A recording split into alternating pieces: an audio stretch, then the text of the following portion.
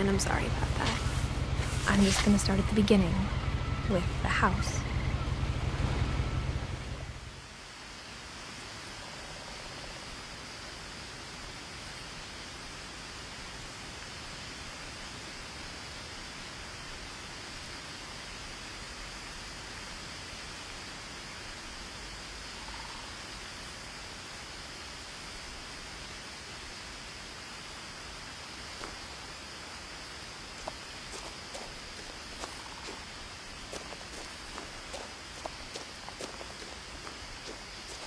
I lived here until I was 11, but I wasn't allowed inside half the rooms.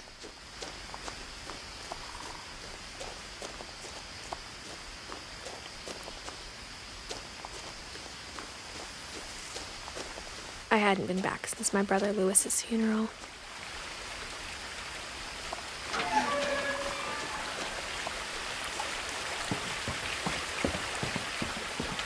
In her will, my mother left me a key, but didn't tell me what it unlocked. Maybe she thought I'd know. Or she thought that the mystery would be enough to bring me back.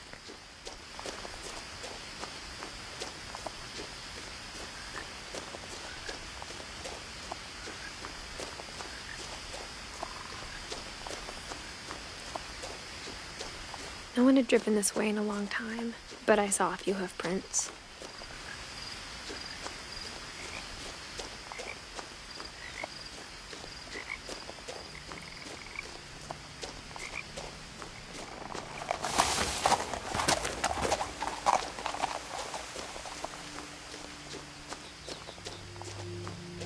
The truth is, even after I inherited the house, I never thought I'd come back to it. But now I had questions about my family that only the house knew the answers to.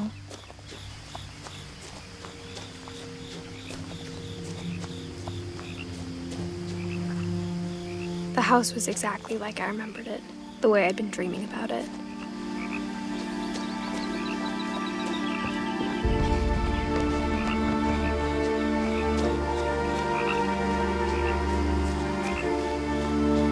As a child, the house made me uncomfortable in a way I couldn't put into words.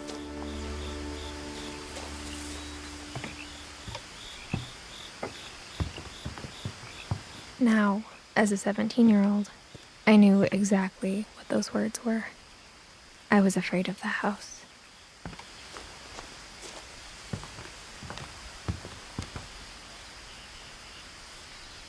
I hoped the key might unlock the front door.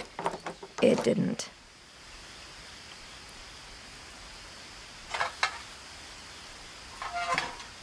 Looking in, I felt like the house itself had been waiting for me.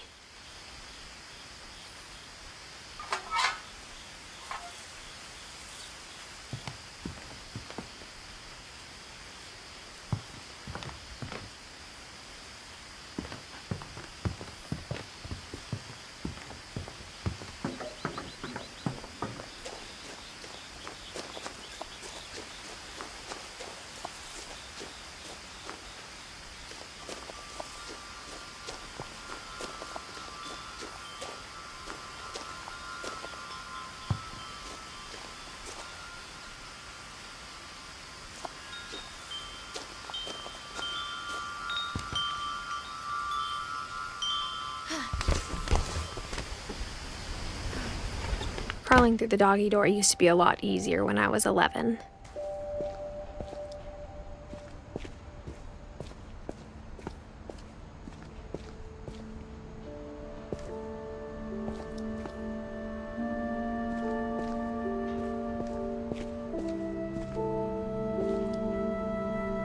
The power had been turned off the night we left.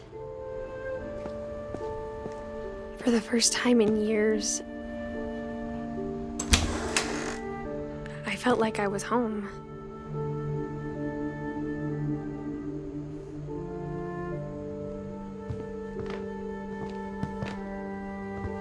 But instead of a family, there were just memories of one.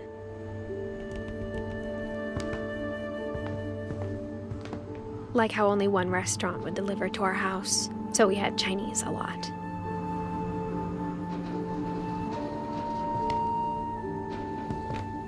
Or how after Louis started working at the cannery, we all got sick of eating salmon. Except our cat, Molly.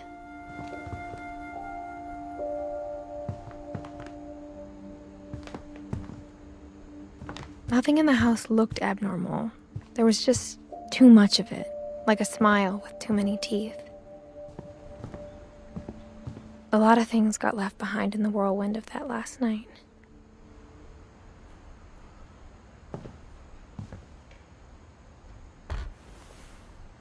Edie told me once that every Finch who ever lived is buried somewhere in the library.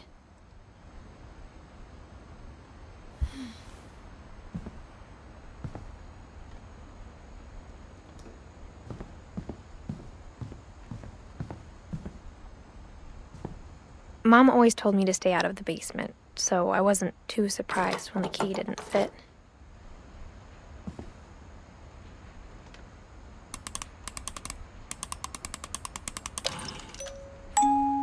Great-Grandpa Sven built a music box for Barbara, along with the rest of the house.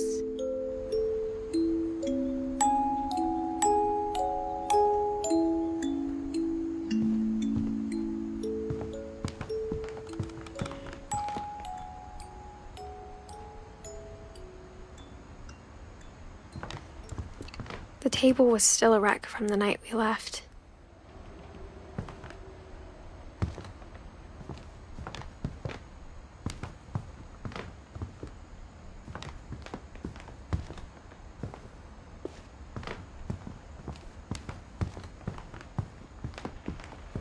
It was like a bomb had gone off, killing everyone but sparing the furniture. My mom was the only one of us who could imagine Great-Grandma Edie living in a nursing home.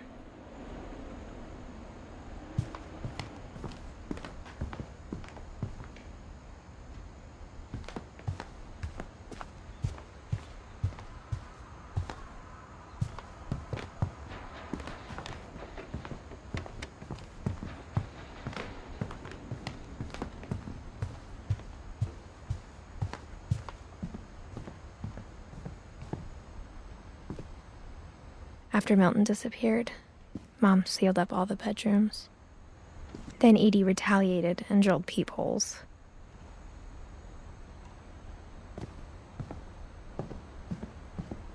I spent a lot of time playing in Great Uncle Walter's room. I think my mom sometimes regretted not sealing it up.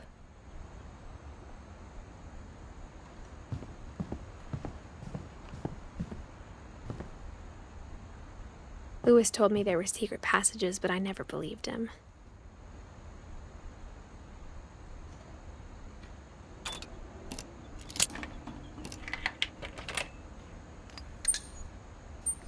Turns out, my mom was really good at keeping secrets.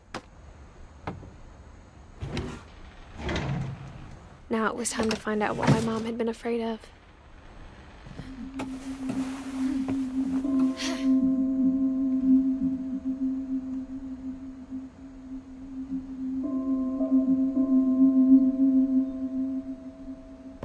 Reading this, maybe it sounds like I had a plan, but I had no idea what was behind that door.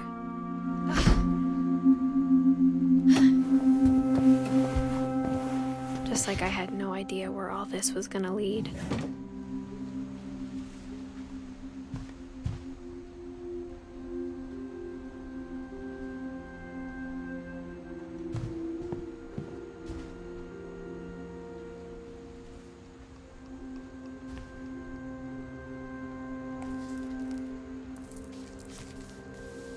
December 13th, 1947. Dear Diary, I'll be gone soon, but I wanted to tell somebody about what's gonna happen. It started when Mom sent me to bed without dinner. I woke up and I was starving, so I looked around for something to eat. The gerbil food was dry, but I didn't mind it.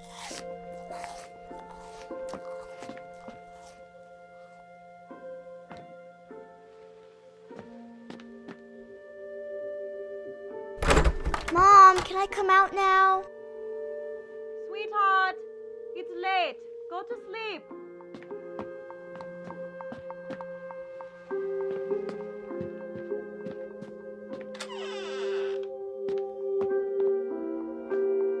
I kept eating and eating.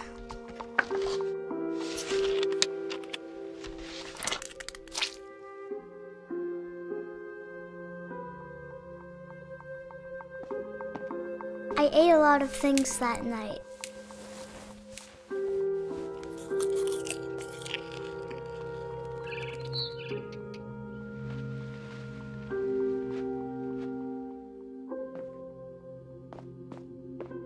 Then I heard chirping outside my window. It was a barn swallow going back to her nest. I reached out for her.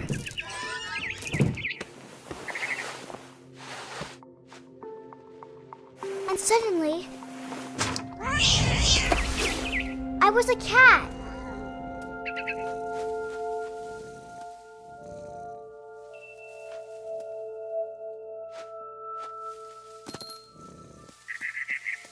I tried to be quiet, but the bird was really scared.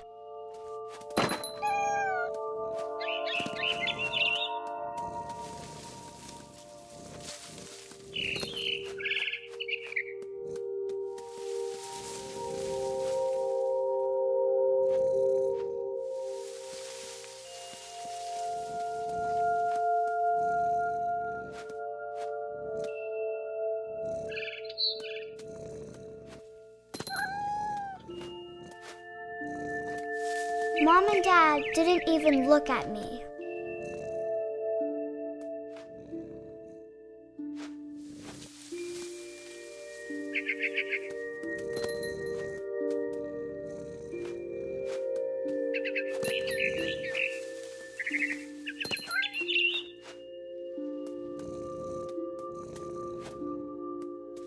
I jumped and I almost got her.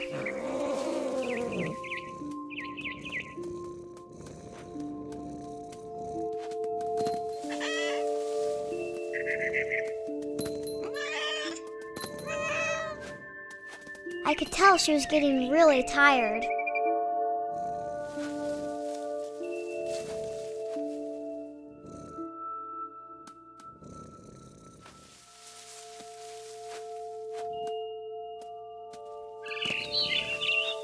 Now I was up in the big tree. I promised Dad I wouldn't climb it anymore. All I cared about was eating that mama bird.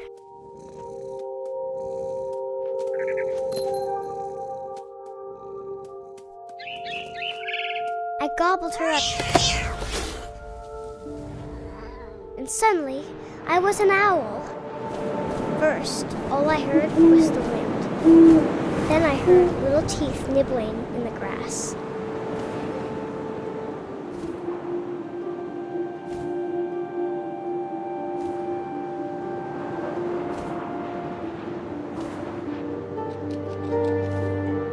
Rabbits.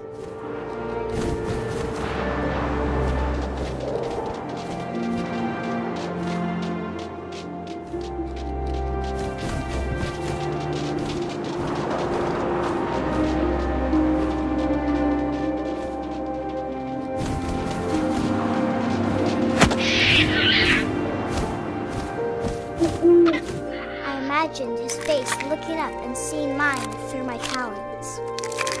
I swallowed him up, and I didn't chew one bit. Then I flew off to find something bigger.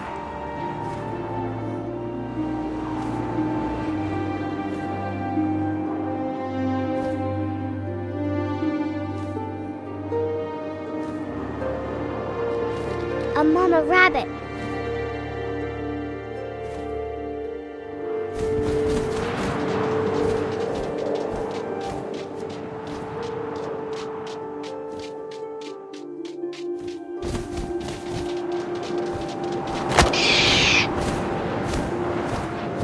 She was almost too big to carry. I started choking, but I couldn't stop eating. And suddenly, I was a shark.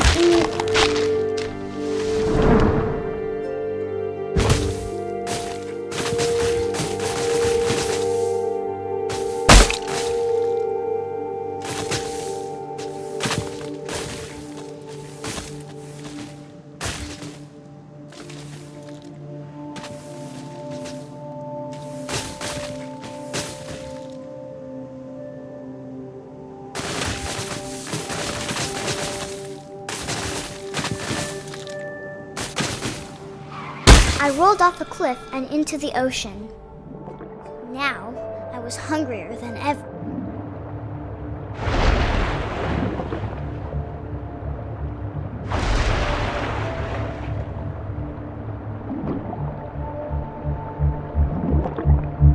I wanted fat, juicy seeds. I tore off her flipper, and it tasted really good.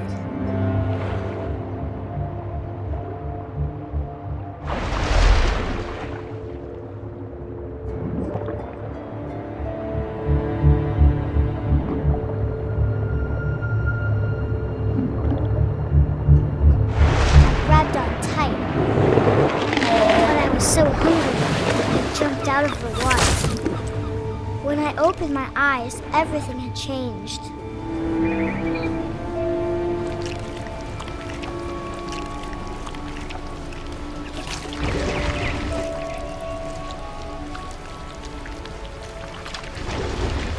Now I was a monster, and I smelled people everywhere.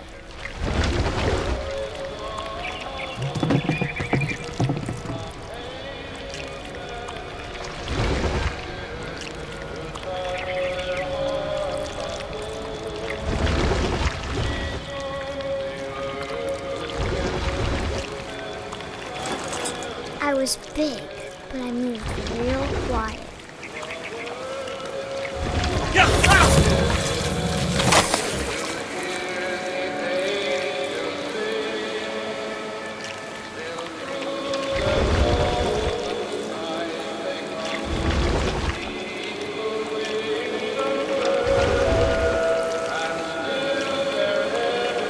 I wanted to stop, but also I didn't.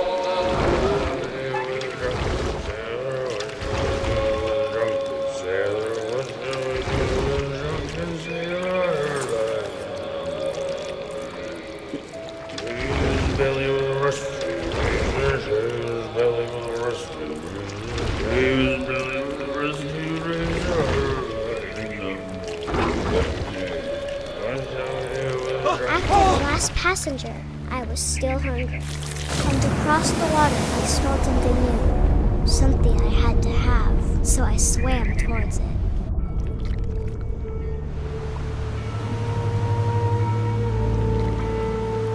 I slithered onto the sand, and the good smell went into an old pipe.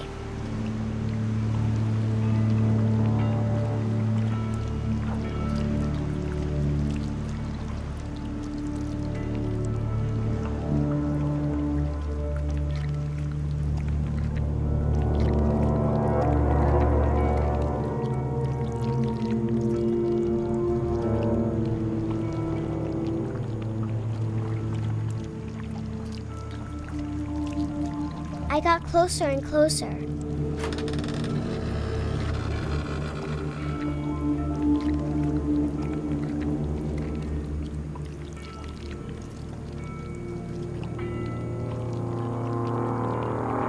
All my stomach started growling. And suddenly, I was me again. I held my breath for a long time, but I couldn't hear anything. I think it's waiting for me to fall asleep. But it's not going to wait much longer. It needs to feed, and we both know I will be delicious.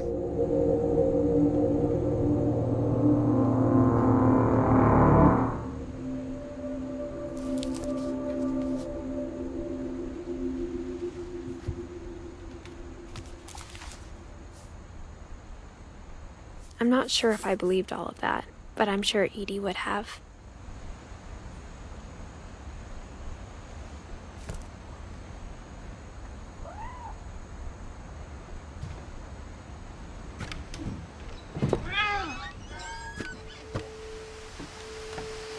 This will be obvious later, but my mom never told me any of these stories. Edie would have, but Mom didn't like bringing up the past. Though, when we adopted a stray kitten, she was the one who named it Molly. I spent a lot of time in Great-Grandma Edie's room.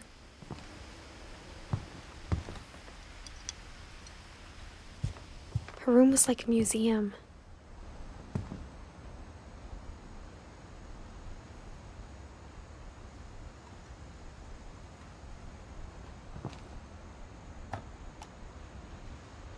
For 500 years, the Finches have been famous throughout Norway for their fortune and misfortune. Odin Finch buries the latest victims of the family curse, his wife Ingeborg and their newborn son, Johan. On January 7th, 1937, he set sail with his family and his house, hoping to leave the curse behind. But 40-foot waves off the coast of Washington send the house and Odin to the bottom of the sea. Odin's daughter Edie, with husband Sven and baby Molly, step ashore on their new home, Orcas Island.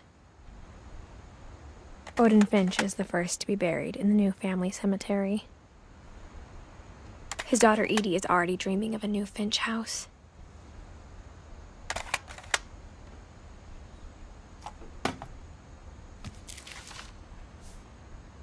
Whatever's wrong with this family, it goes back a long ways.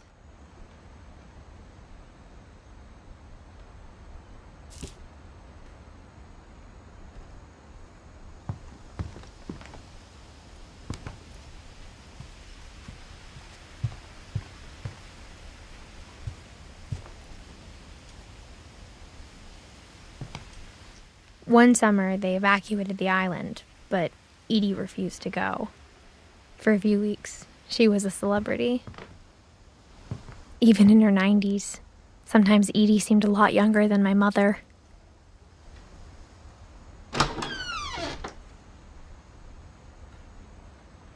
The only trace Grandpa Sam's first wife, Kay, left on the house was the pink bathroom. It was a pretty big trace.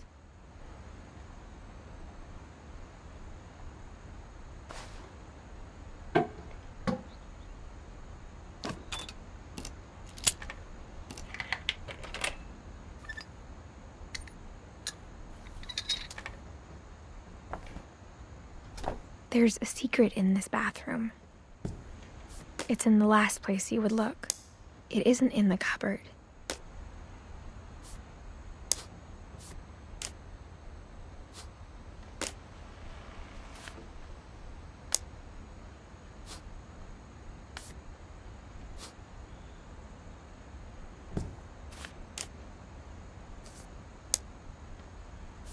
It's hidden in this book.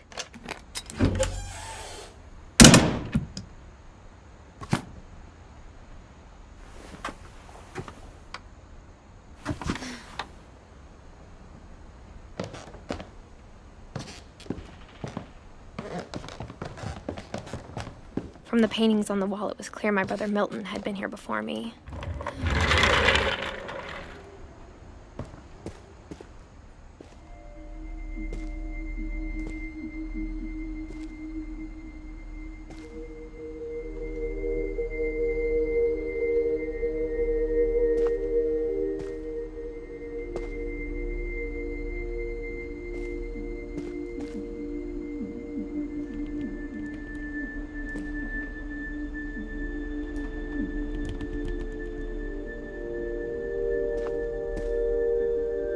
I knew Grandpa Sam had a twin,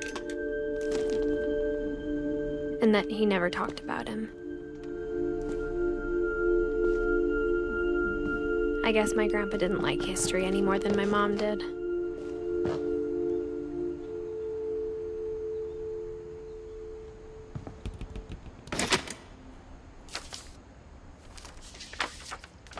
How I Want to Remember My Brother by Sam Finch.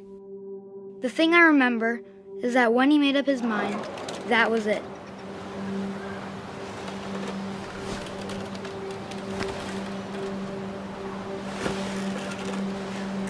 My brother said he'd die before he ate another mushroom, and he did.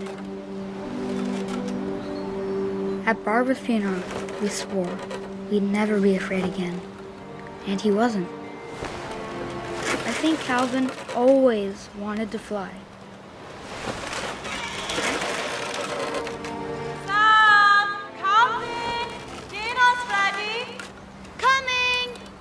But that day, he finally made up his mind to do it.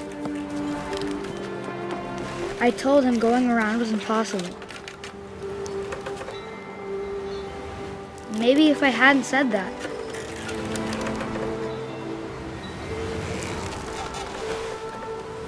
Alvin, I'm not gonna tell you again. maybe if the wind hadn't picked up, then maybe he'd still be here. But I doubt it. I think he'd already made up his mind. That's what I want to remember about my brother.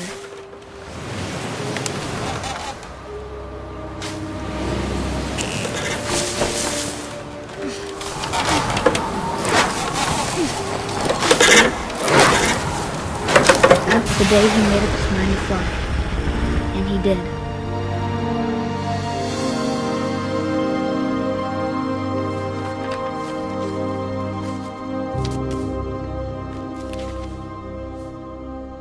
Calvin's story felt strangely familiar. When I was younger, I remember trying to do the exact same thing.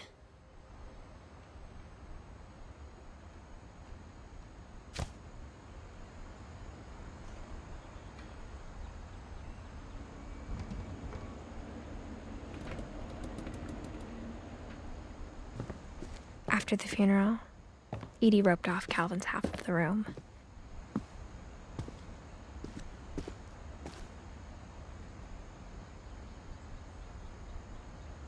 Mom said Grandpa Sam enlisted at 18 and never set foot in the room again.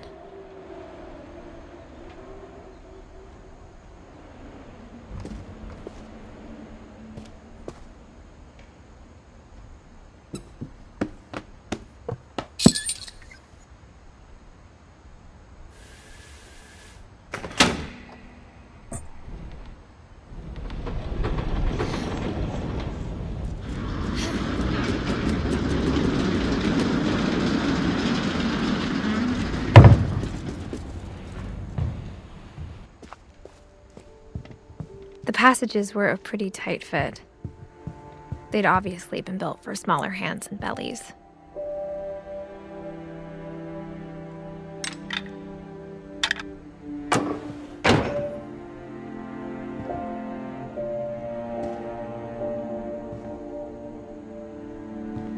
Edie's father, Odin, built the original house.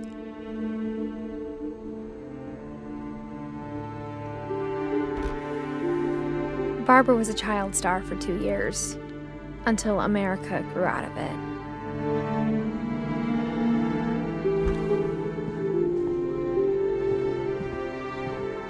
Whenever people ask me about my family, the first thing they always want to know about is Barbara.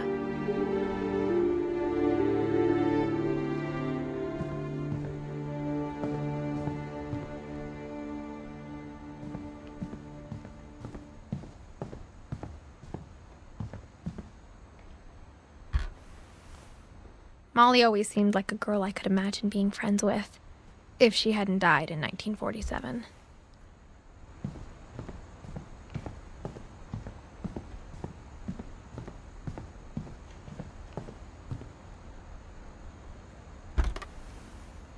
The last time I was in Edith Sr.'s room, I was 10 and she was painting my portrait.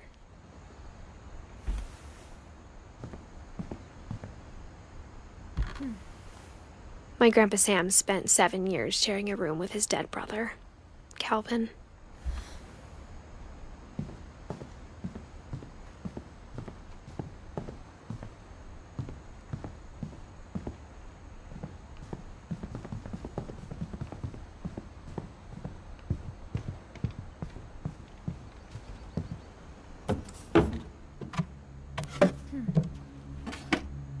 Growing up, I always thought of Barbara as a child star.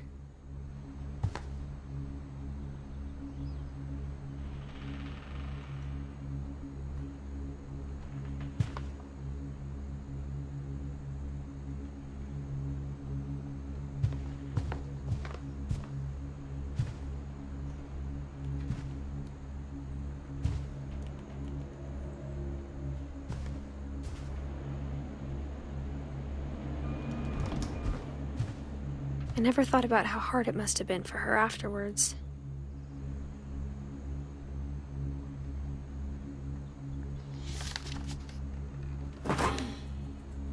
Of all the stories people wrote about Barbara's death, I'm surprised Edie saved this one.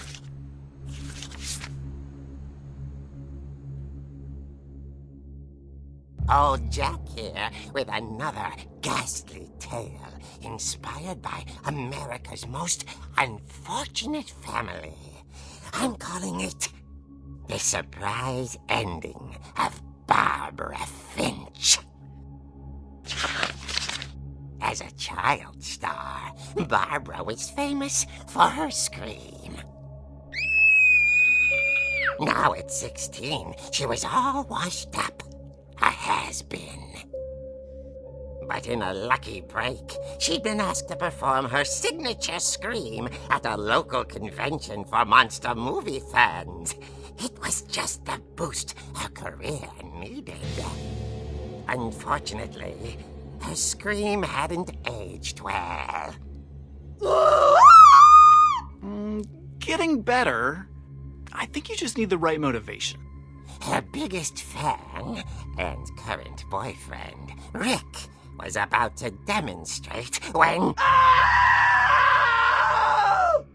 Now that was a great scream. It was Barbara's father, Sven.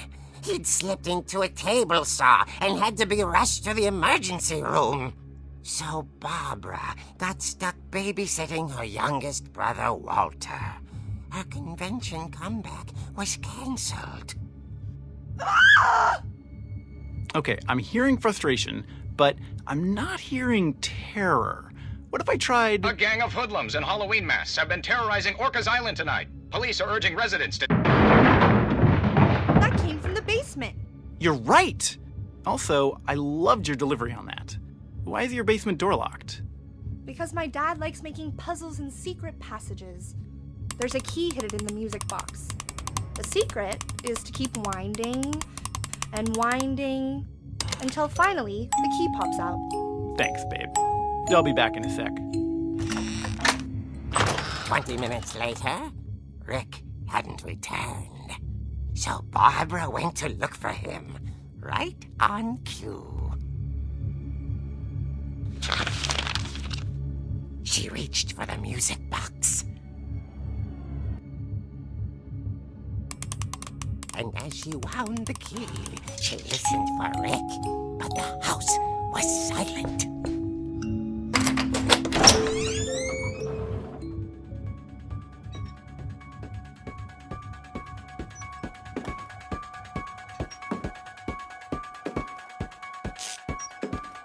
She found Rick's crutch and imagined the worst.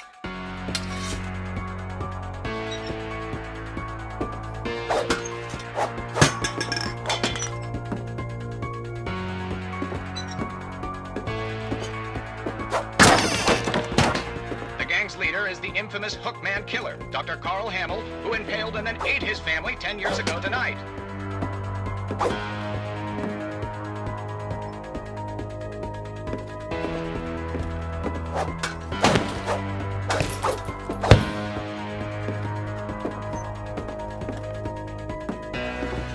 The old fridge rattled and grew still.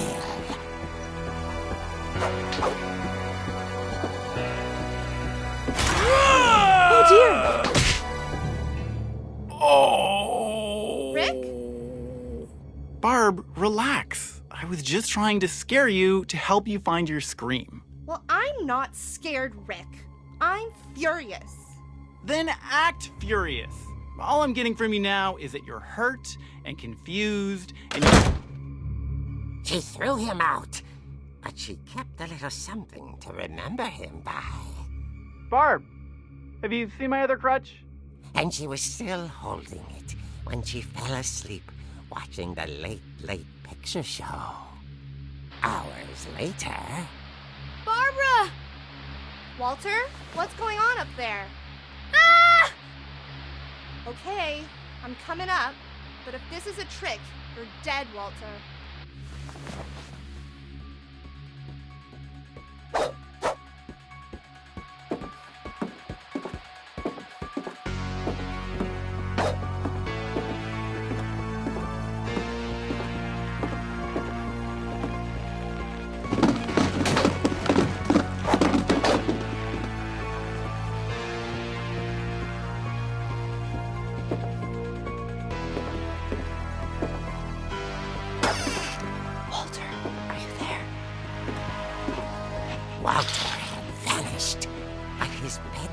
radio was still on.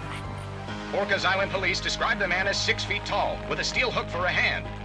Residents are urged to lock all doors and windows and notify the police of any suspicious activity.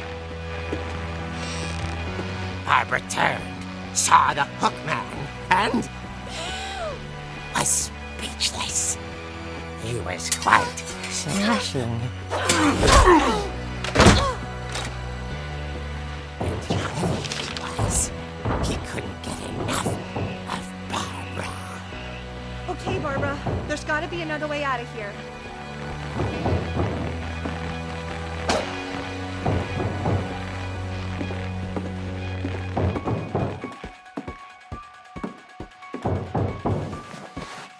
That night, she played her part beautifully.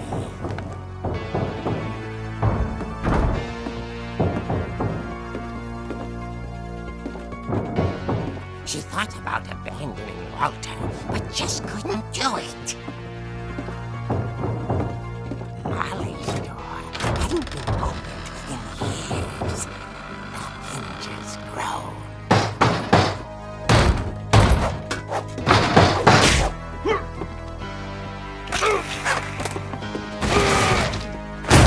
He wasn't moving, but she sensed the story might not be over yet.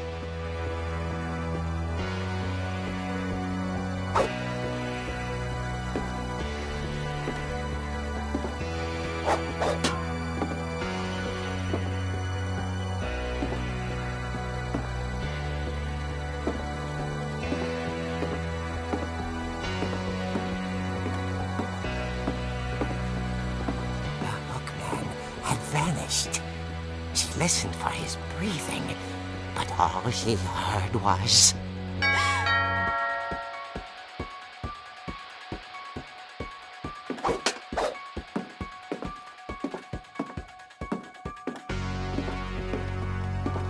Someone at the door was dying to speak to young Barbara. At the door, she heard whispering. Was coming from inside the house.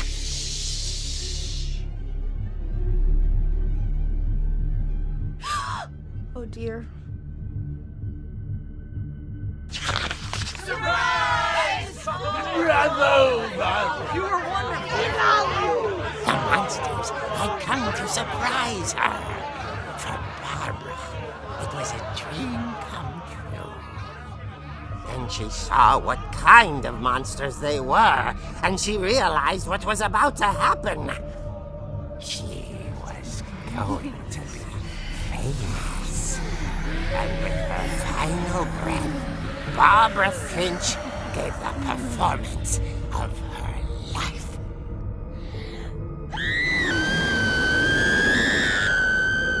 I wasn't there myself, but I hear Barbara was magnificent. Poor girl. She had a taste for stardom. But unfortunately, so did her fans. Of course, the police blamed it all on poor Rick, who disappeared the same night. And little Walter, hiding under his bed the whole time. He took it all pretty hard, but that's another story. As for Barbara, tucked inside the music box is all they ever found of her. Her ear. Now that's what I call a real eerie tale.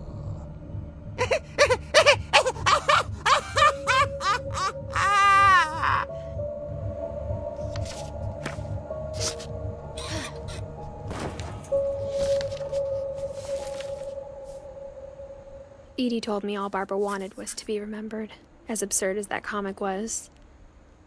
Maybe what Edie saw was a happy ending.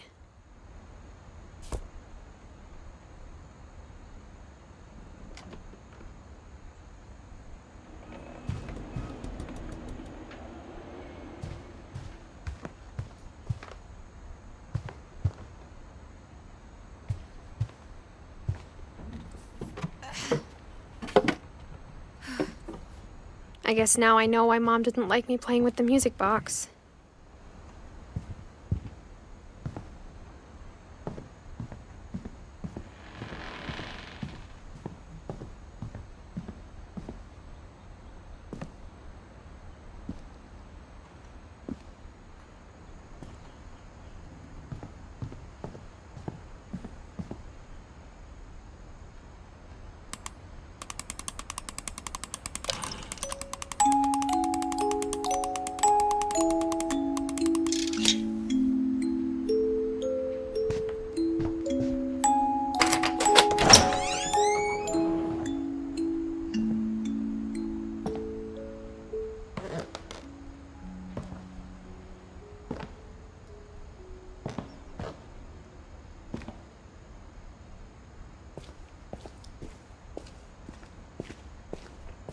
Mom said the basement was off limits, unless I wanted another tetanus shot.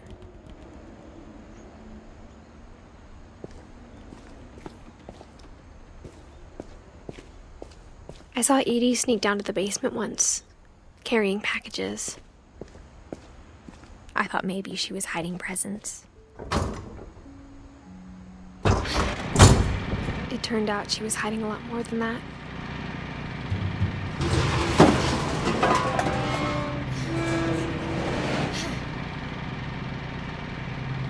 I remember asking Mom once about where Walter had gone.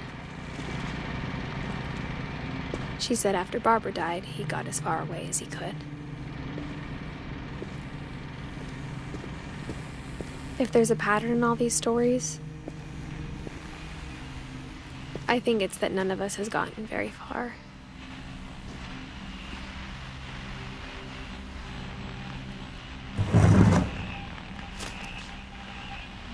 Goodbye, everyone.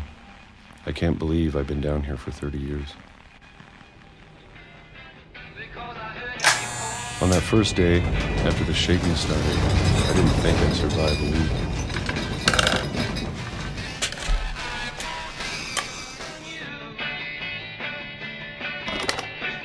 But after a few days, I settled into a routine.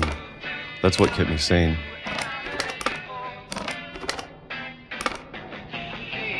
Having a schedule, living for today. I always expected to be dead tomorrow. But if you wait long enough, you get used to anything.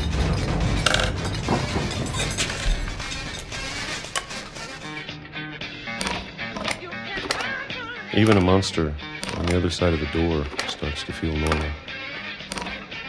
Almost friendly.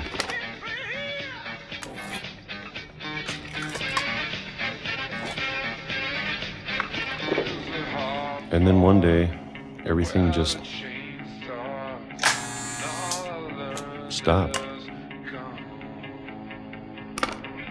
Whatever that thing was, it was gone. Maybe it got tired of waiting. Or maybe I just got tired of being afraid.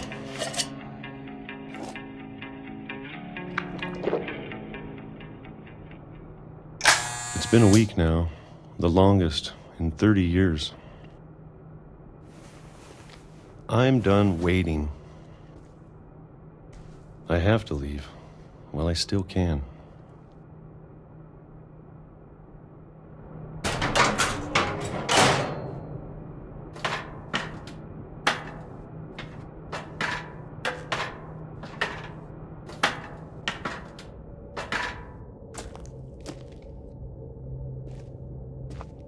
I know it's out there, somewhere. Whatever killed Barbara and Molly and Calvin. Maybe this is all a mistake.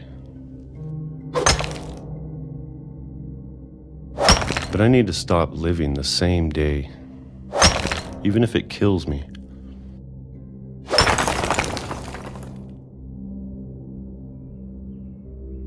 Whatever's out there, I want you to know I'm ready for it. I'm going to appreciate all of it, especially the food. don't mind if I only have a year left. Or a month. Or a single week. I'd be happy with one new day. I can already imagine the sun on my face.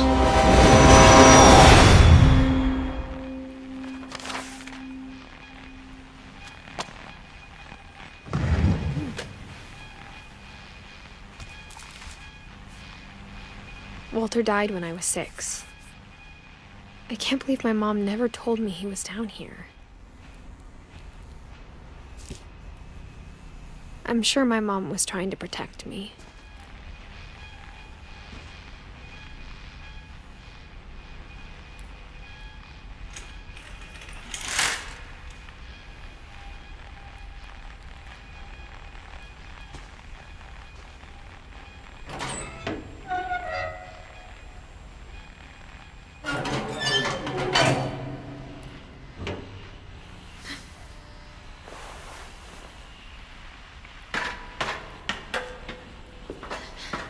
Maybe she was afraid I'd end up like Walter.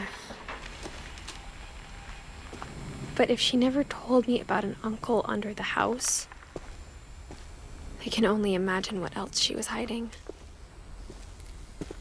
I don't want to make the same mistakes she made, trying to bury something that's still alive.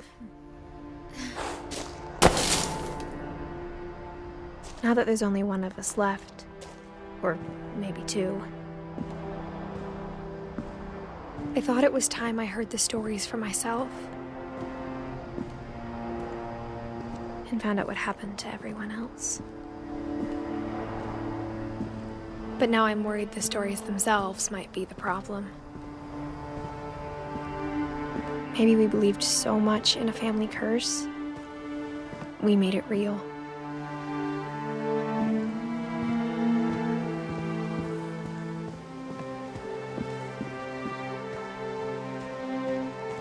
I don't know if I should even be writing this.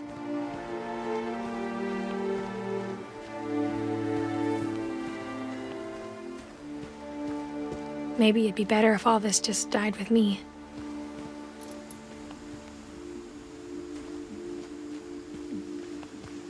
But I thought you should know about your family.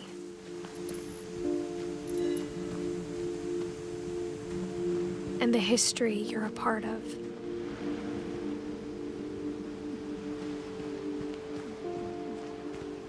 Though to be honest, I feel as lost as you probably do right now.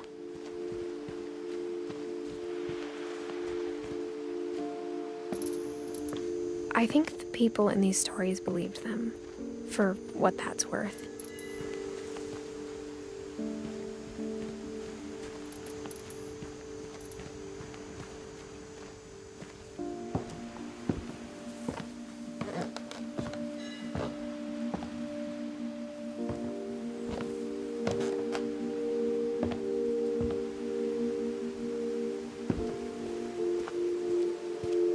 And when you look at the house, that history of imagination and stubbornness and madness, any of it seems possible.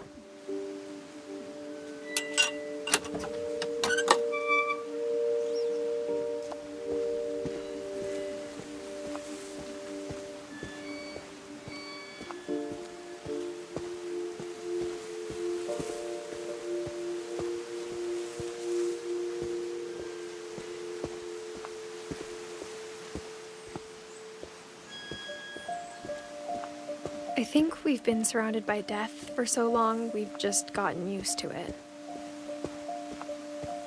What kind of family finishes building a cemetery before starting the house?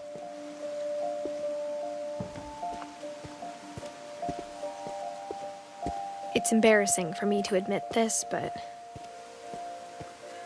the pet cemetery made me more uncomfortable than the human one. 3 of the gerbils are mine, and 2 had been my fault.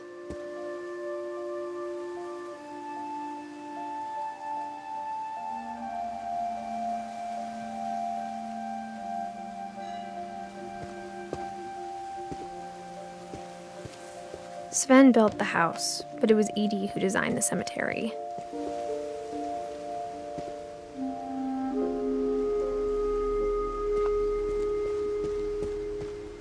I'm sure Odin's monument had been Edie's idea. My mom was always trying to move on, but for Edie, the past never went away. She could see it poking out of the water at low tide.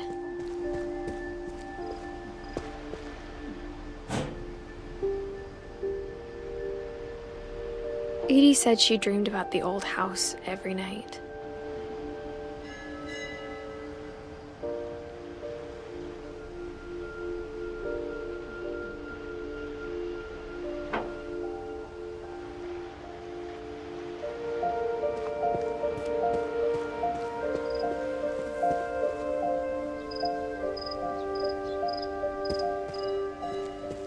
Edie's side was always easier for me to understand. But the older I get, the more I can see where my mom was coming from. She lost 2 of her brothers, just like I did. I get why she tried so hard to protect us.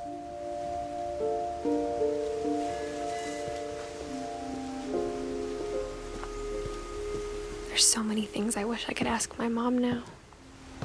Part of me thinks this is what she wanted all along. For me to come back someday and find everything out for myself.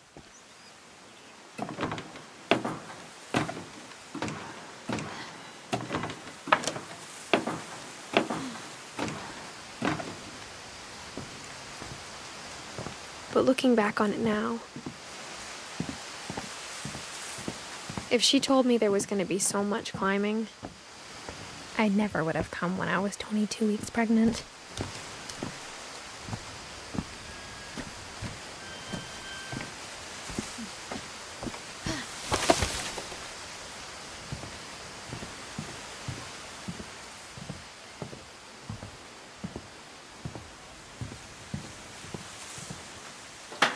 I never met Grandpa Sam, but I think he and my mom had a lot in common.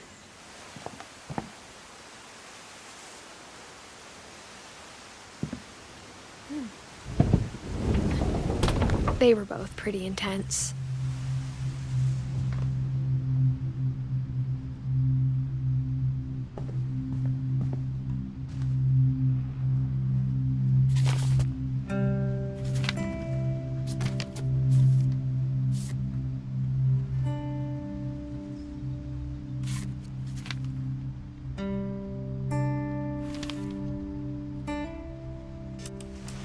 Dawn, I promise, you'll never forget this weekend. Yes, sir. These memories are gonna last a lifetime. Am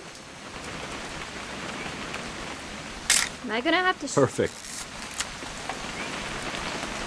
It's gonna rain the whole weekend, isn't it? Please just take the damn picture. Hey, language.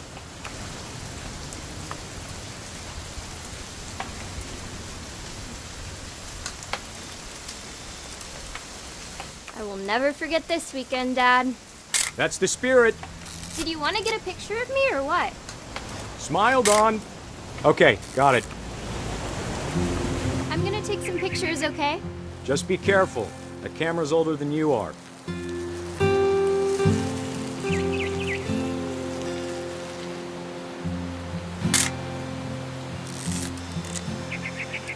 You're right, Dad. It's starting to clear up.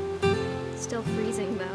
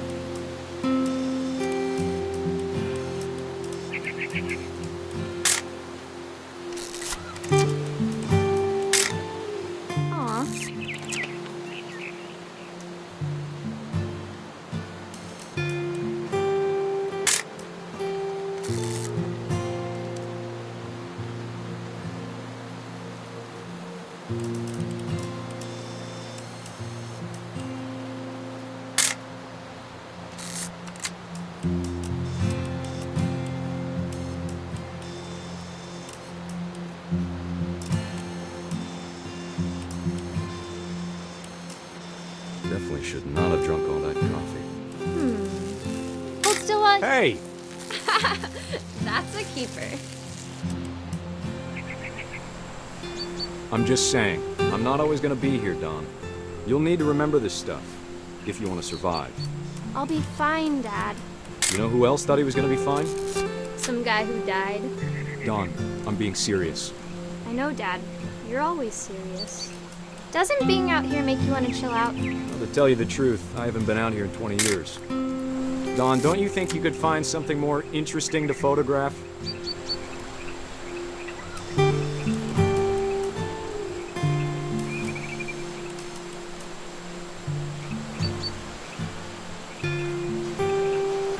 Last time I was with my brother Calvin. Man, that was a great trip.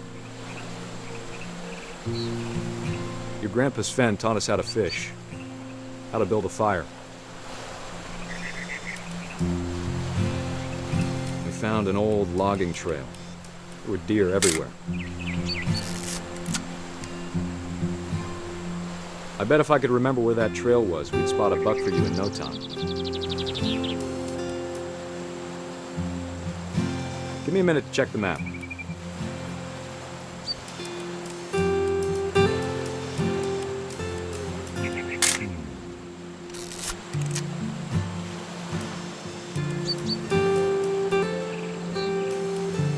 Let's see.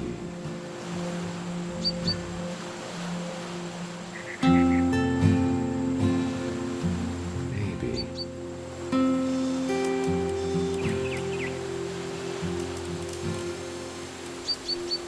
Was it?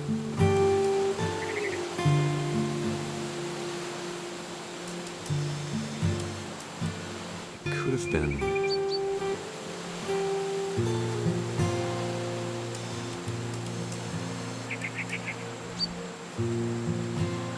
Dad! Good eyes, Dawn.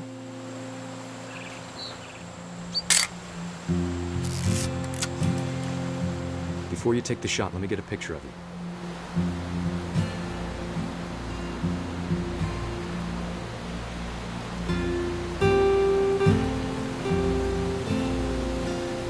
Dad, I...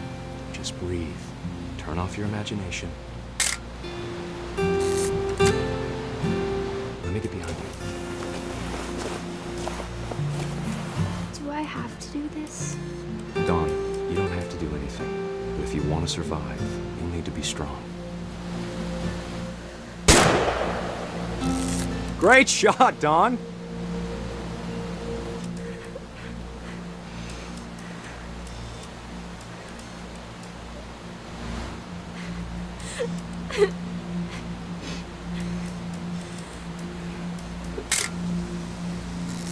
I'm proud of you, Dawn. Always remember that, okay?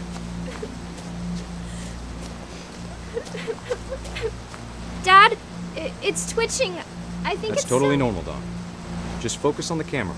Try not to think about... Dad!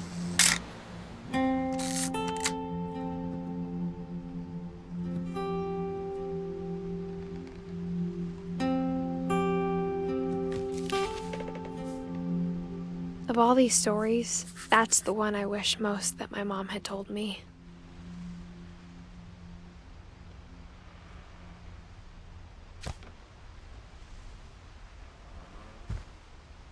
Sam spent his life shooting photos, but Mom said he got nervous being in front of the camera. I guess we're all afraid of something.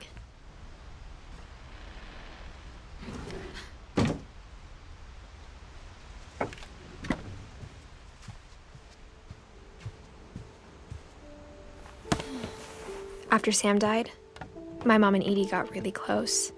They'd both lost a lot.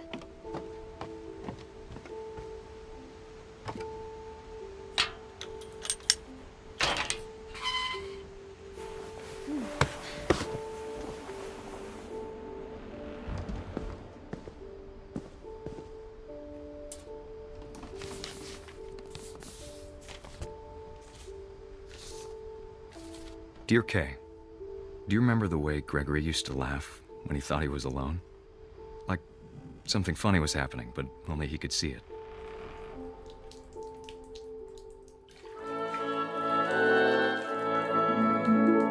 think he saw things the rest of us don't.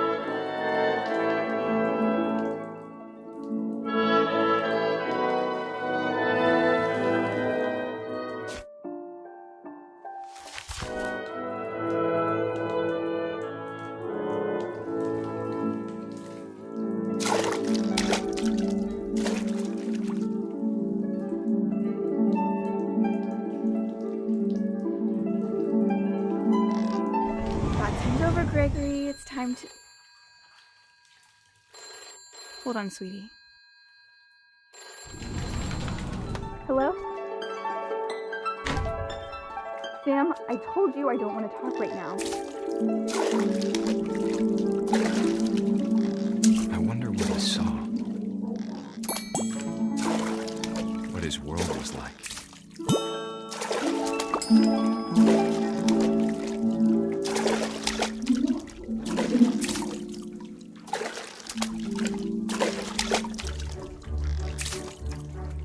He reminded me so much of Calvin.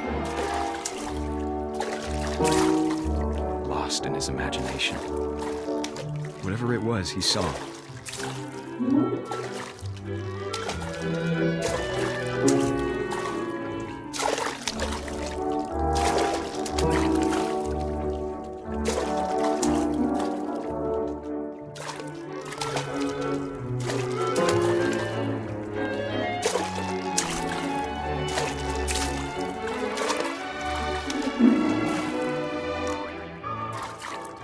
Sure made him happy.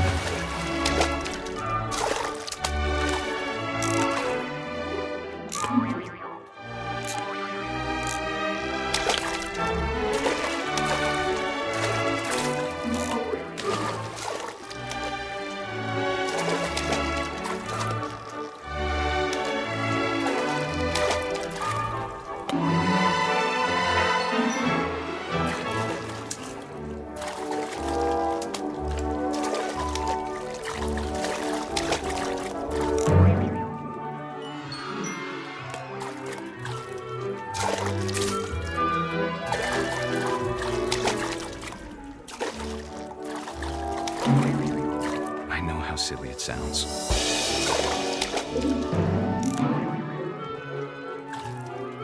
But I worried about a baby being too happy.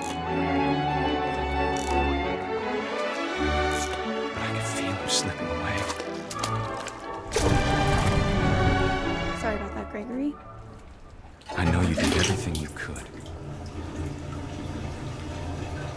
Maybe if I hadn't called that night.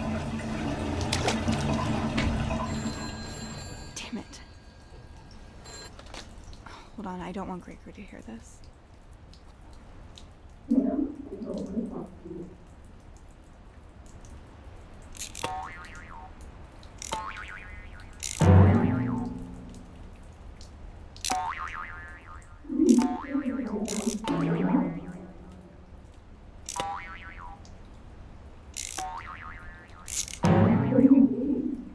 I wish he could have told us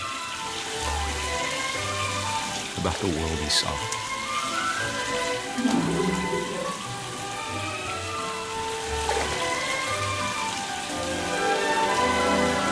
There's so much I don't understand about Gregory, about everything.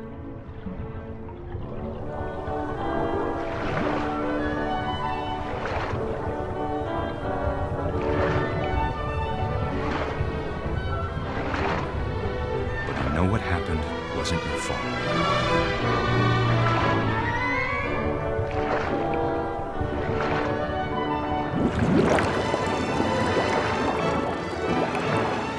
I'm sure he's happy.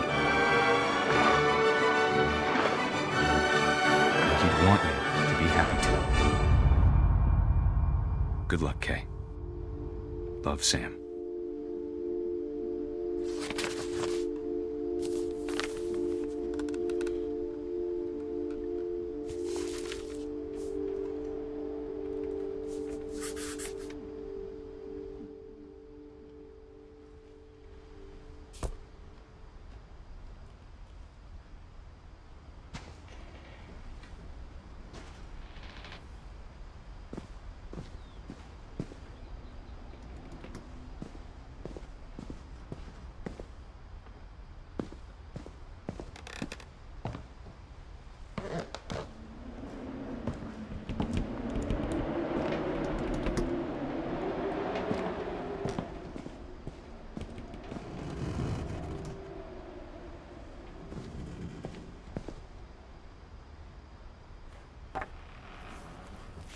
A poem for Gus, who always said the wedding was a bad idea.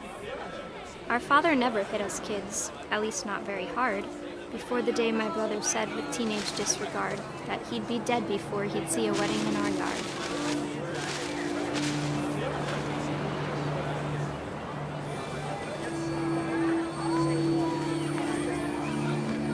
My father made him come, of course, but Gus stood far apart, just flew his kite and bottled up the storm inside his heart.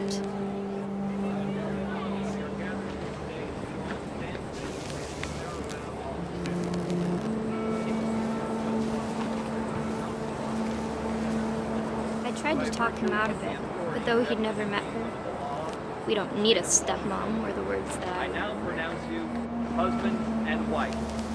You may kiss the bride.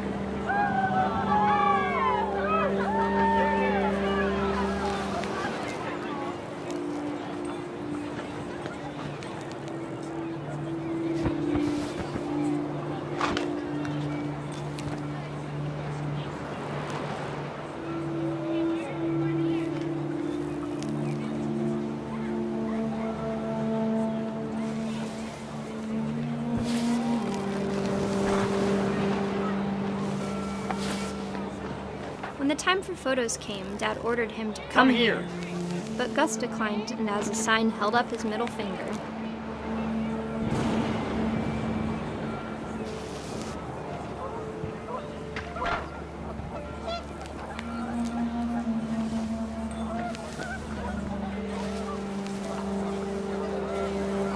The wind picked up and panicked geese appeared and quickly went. But all the humans did that day was go inside the tent.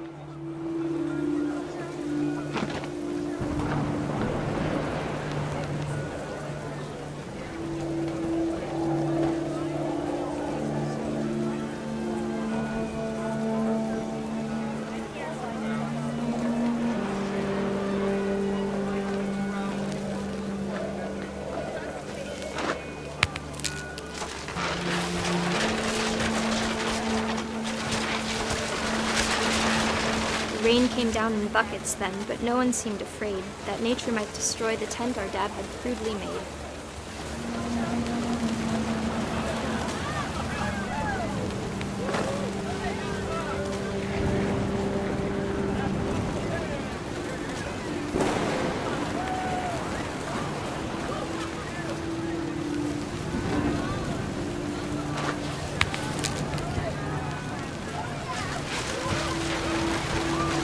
Thunder sounded much too close and full of angry power. But all my father said to this was, "Make the music louder."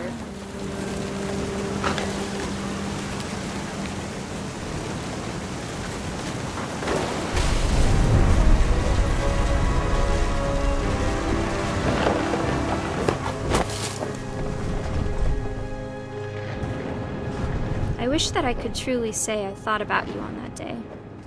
Out there on the beach alone, just you, the wind, the sea, and foam. But I didn't, until we found you. I can't imagine my mom ever writing poetry, and yet...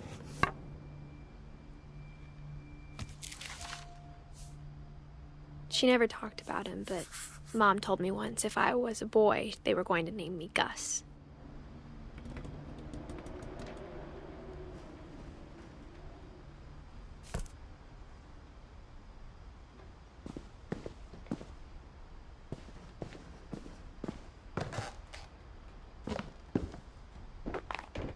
My mom moved up to the loft after her brothers died.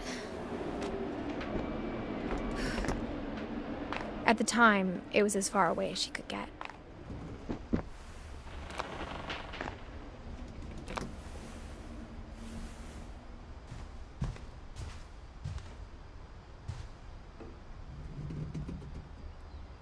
She spent a summer building houses in Calcutta, where she met my dad, Sanjay.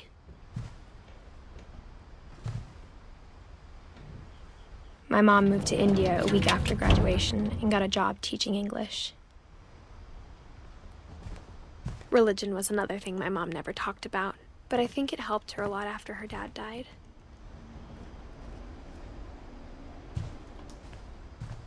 Louis was born a year later.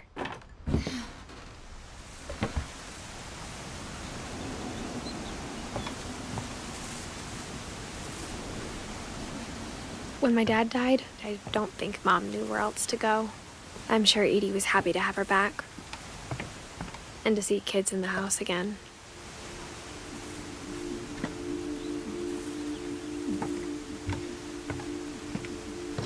The house had to get a little bigger, but Edie was used to that.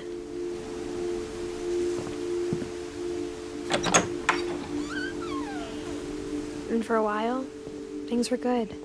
Almost normal, but it didn't last. The beginning of the end was Milton's 10th birthday, when Edie gave him a castle.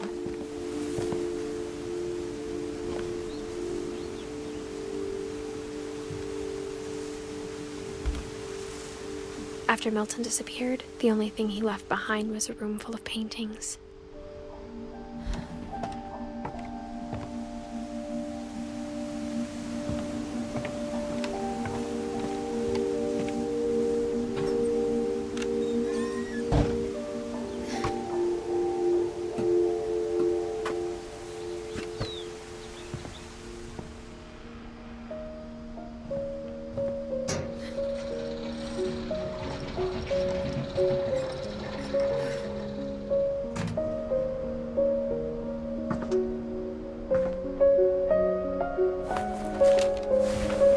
Milton Finch in The Magic Paintbrush.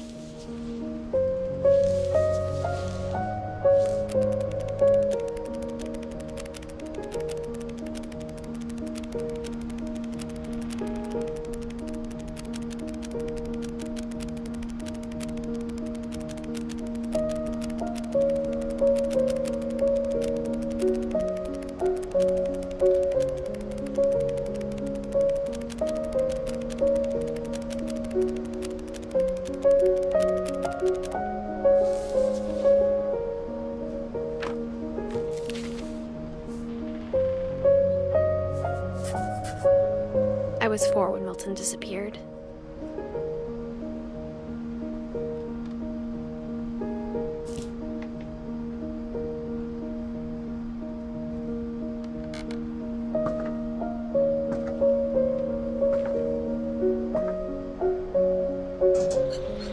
Mom spent months searching for my brother. Then she sealed the doors.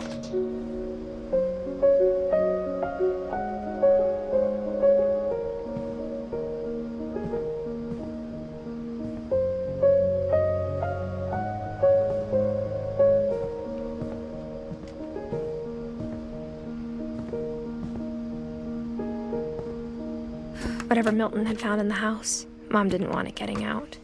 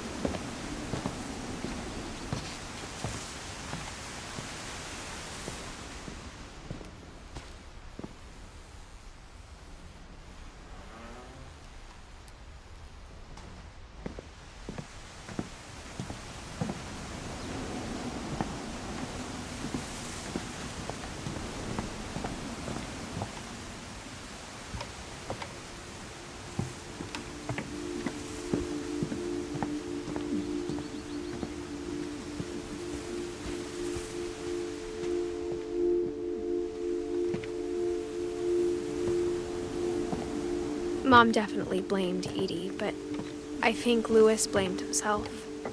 After he graduated, he just spent more and more time in his room, until Mom got him a job at the cannery. Everyone always told me to stay out of Louis's room, except Louis.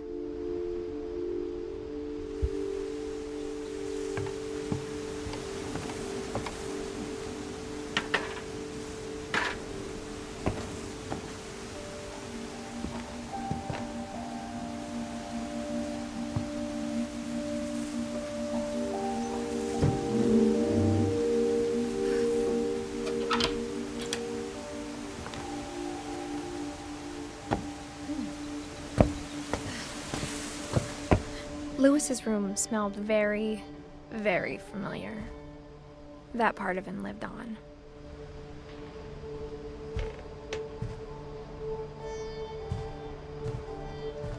Lewis and I spent a lot of time playing games together, but he was surprisingly bad at them.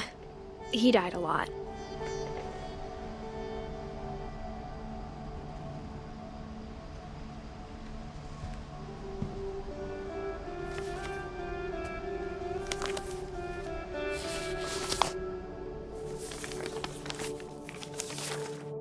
Dear Mrs. Finch, as Lewis's psychiatrist, I can understand your desire for an explanation. As I see it, the trouble began in January, shortly after we convinced your son to seek treatment for substance abuse. Newly sober, I believe Lewis first noticed the monotony of his daily life.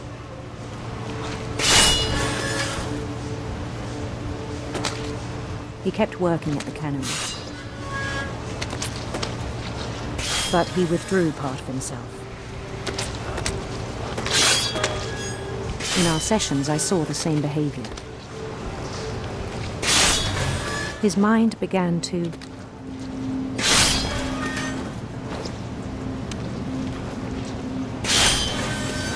wander.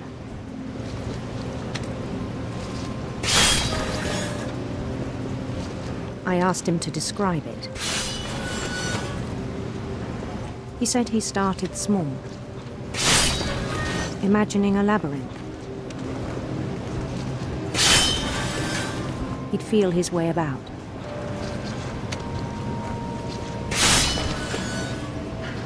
Then something moved. Bats. And toads.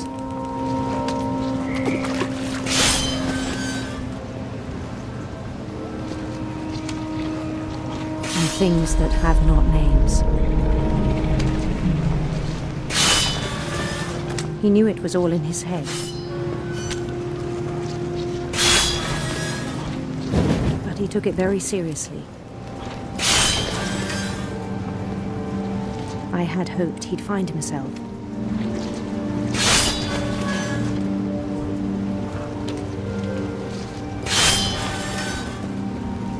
But he found something more.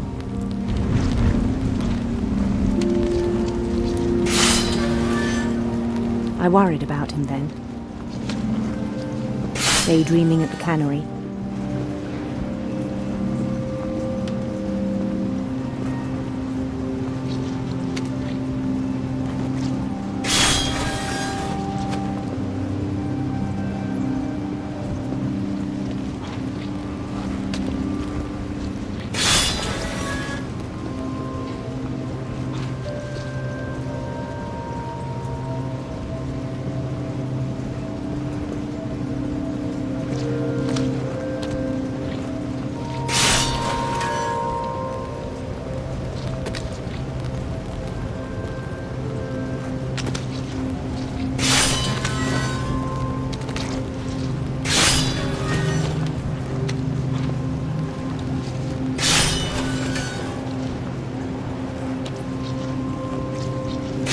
I spoke with his boss.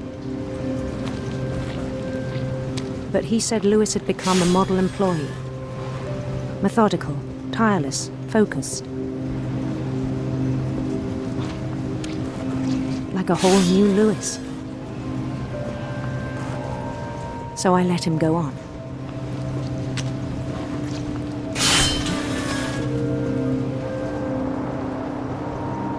I even encouraged him. It seemed very promising at first. He told me he'd made a new friend.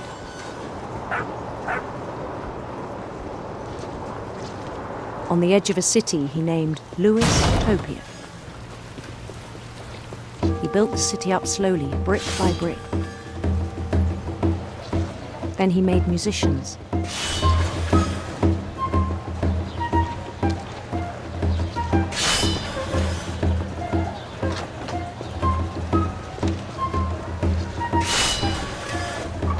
Songs for them to play. He talked about starting a band.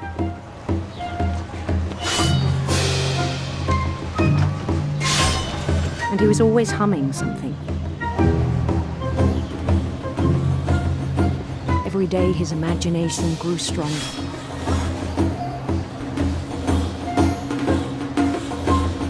He no longer spoke at the cannery, but his chopping was as reliable as ever.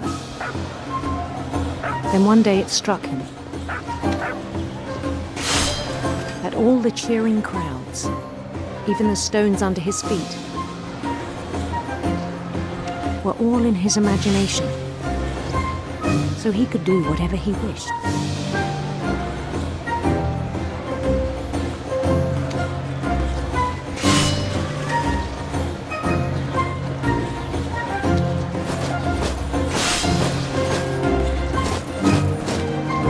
He held an election for mayor, and he won. They begged him to stay, but his mind was already wandering. It became a game for him.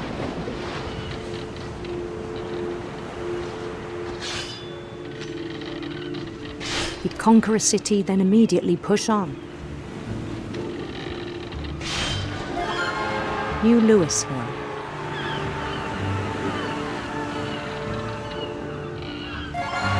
St. Louis.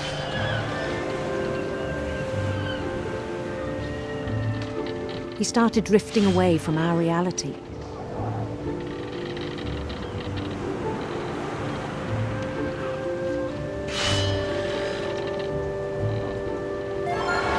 Minneapolis, until one day he forgot to go home from the cannery. Even as his mother pleaded with him, part of Louis kept sailing on.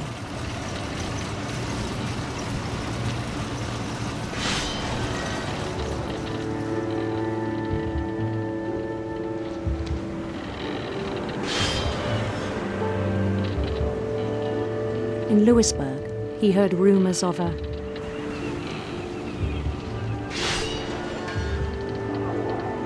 handsome queen.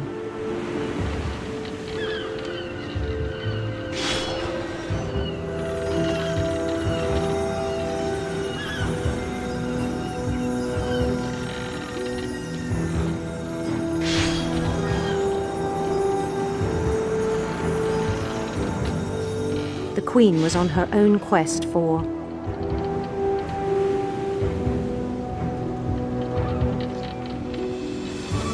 radiant rainbows.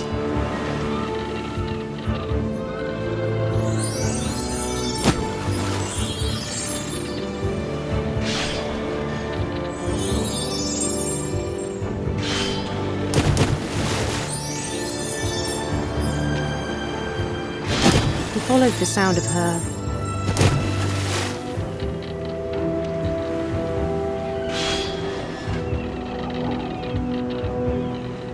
silver harp.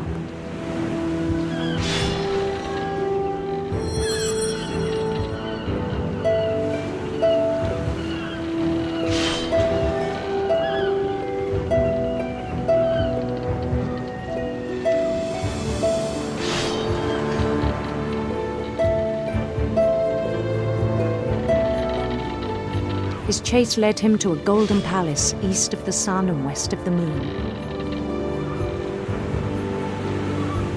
Even then, his logic remained sound.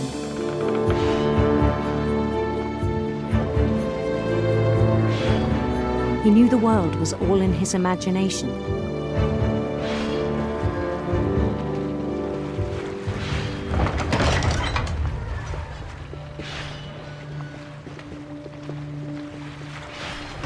But he was so proud of having created it. In his own eyes, he'd become something greater than a king.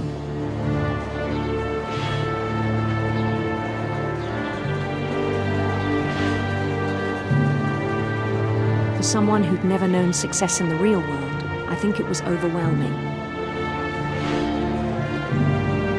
And then it struck him that the real Louis was not the one chopping salmon, but the one climbing the steps of a golden palace.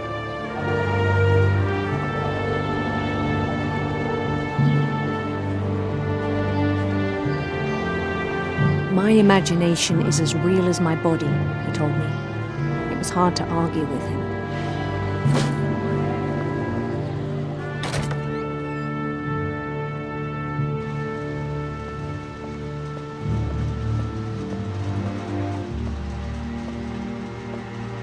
He began to forget the world we know.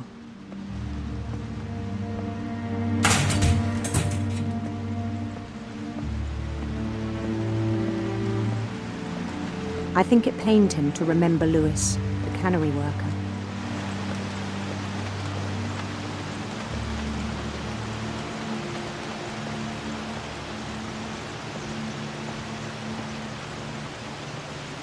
He began to despise the man with a royal contempt.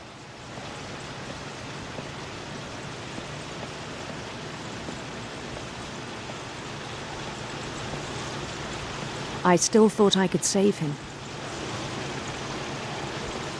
Even after he said he was being crowned king over all the lands of wonder.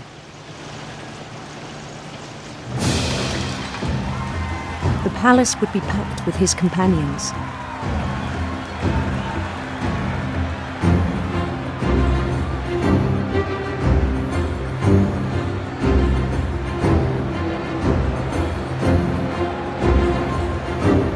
Including the wise Calico who'd insisted on advising him.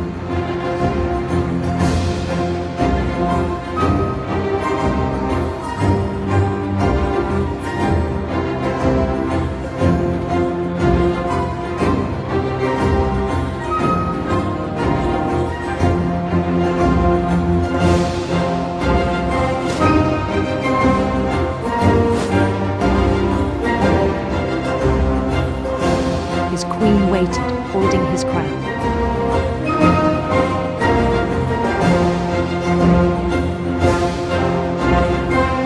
There was only one thing left to do.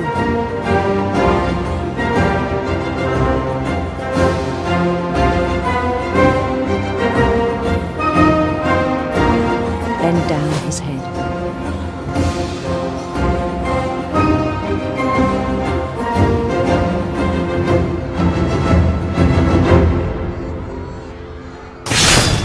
And the rest I think you know. Mrs. Finch, your son was a kind man who will be missed by all of us who knew him.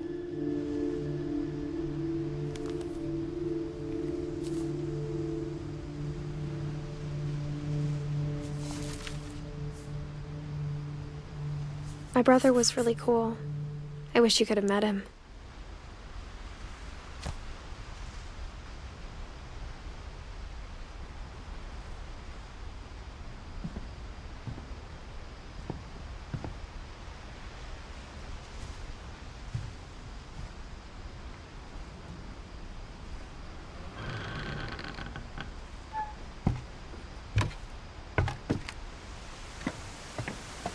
On the way back from Lewis's funeral, my mom told me to start packing. She waited until the day before we left to tell Edie.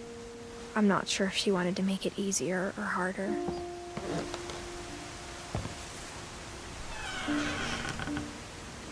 I wish we'd stayed. But I understand why we left.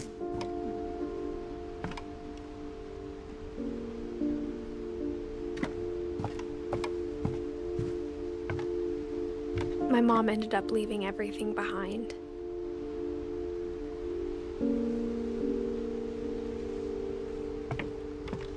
What happened that night had been coming for a long time. Maybe it should have come sooner.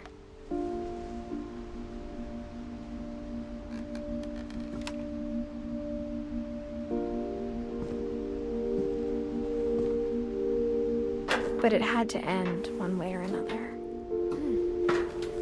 All that's left now is to tell you about that last night.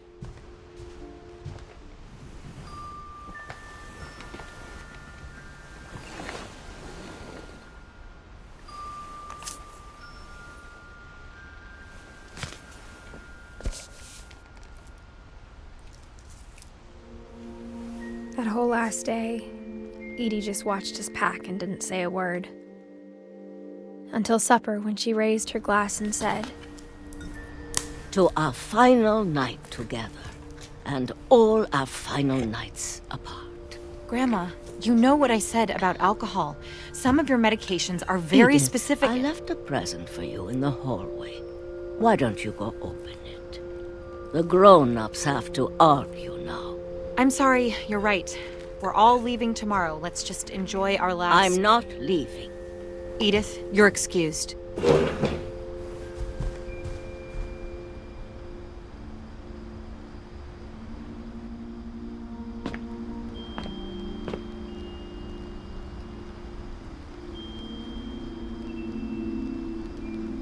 The power had been shut off that morning, but Edie always had plenty of candles.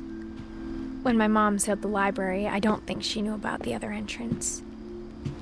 Or that Edie had a key to it.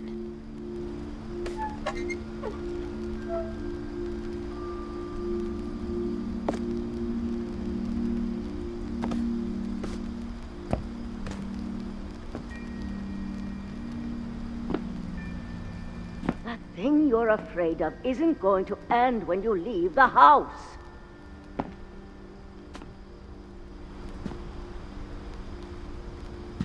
Edith has a right to know these stories. My children are dead because of your stories. I think it's best if Edith and I leave tonight.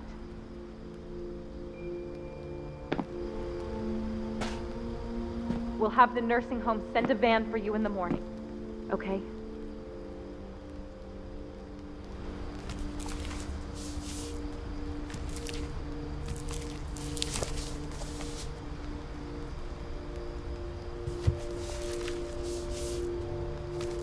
Dear Edith, there's so many stories I wish I could tell you, but there's only time for one.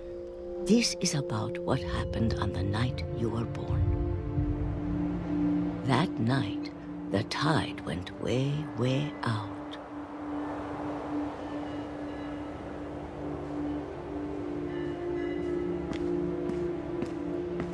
It was the first and last time I ever saw the old house aground.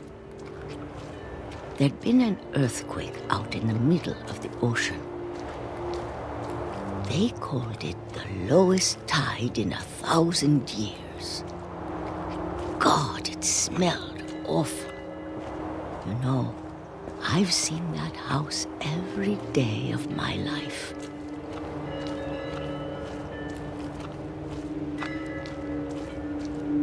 I never thought I'd go back to it. When the fog rolled in, I lost my way.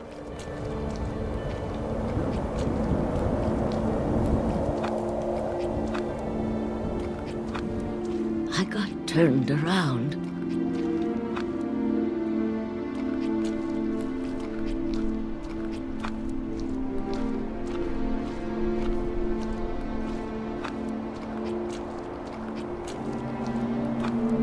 For a while, I wandered.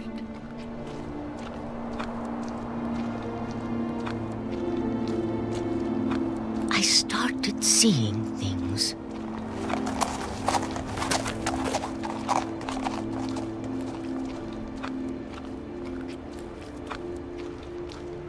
Things I'd forgotten had ever existed.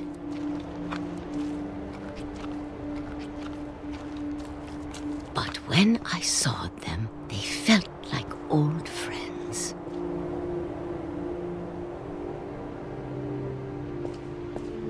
That night, a lot of things came back to me. Or maybe I came back to them.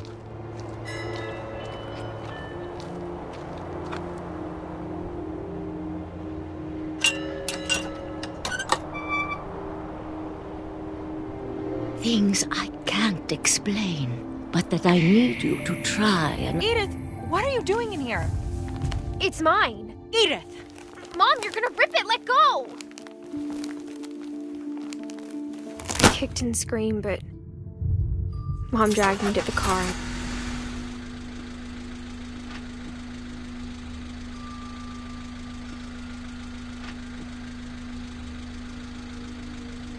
I never saw Great-Grandma Edie again. The next morning, the van came to pick her up, but she was already gone. After that, we moved around a lot.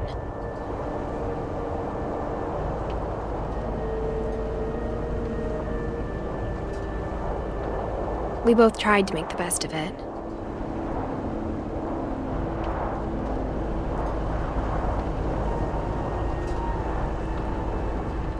A few years went by.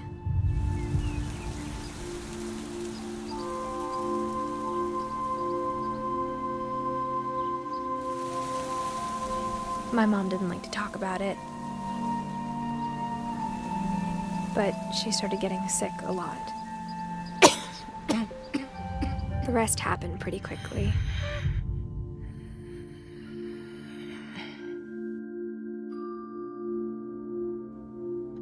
She got better for a while, and then she didn't. And then I was alone. The last Finch left alive.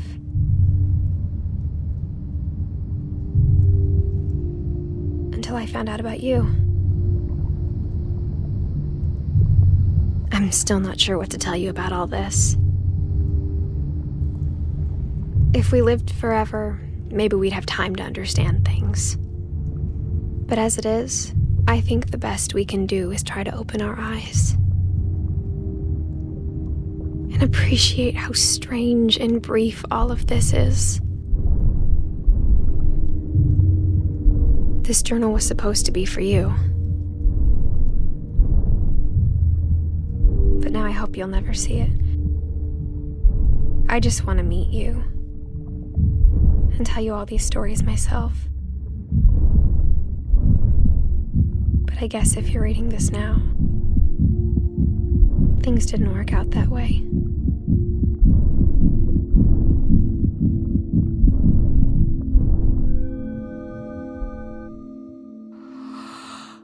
This is where your story begins.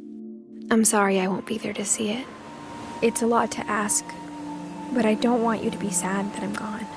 I want you to be amazed that any of us ever had a chance to be here at all. Good luck.